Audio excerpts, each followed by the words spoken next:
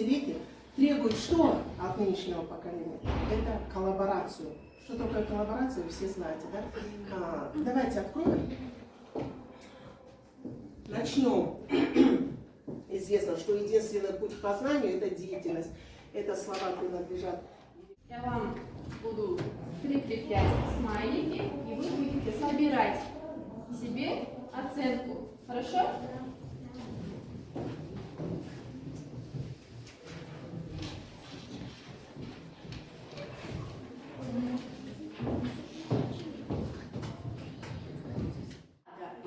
Мы должны представить наше познание, да, наши знания в виде иллюстраций, сюжетных звуков, вот, представлять информацию, да?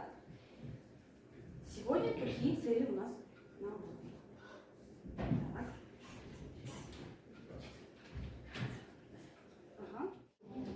Так, где ваше задание?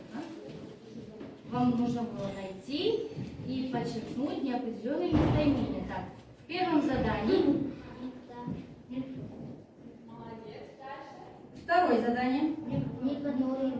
Некоторые. Третье. Какая-то. Так, в четвертом.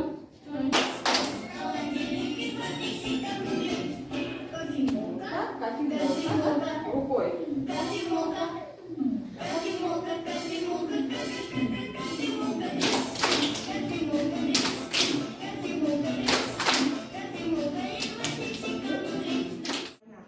Были это то, что уже действительно произошло.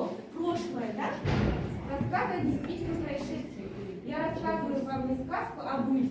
То есть эта история имела место быть. Ну, дальше, ребята. Мы с вами уже сказали, что мы будем говорить с вами. Ласковое солнце, поют птицы, журчат ключи, появляется маленький, симпатичный, наивный и очень счастливый ребенок.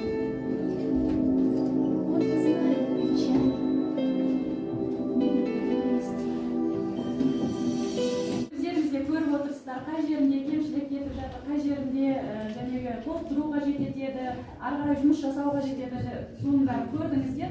Енді қазір өз пікірлеріңізді айтып кетесіздер.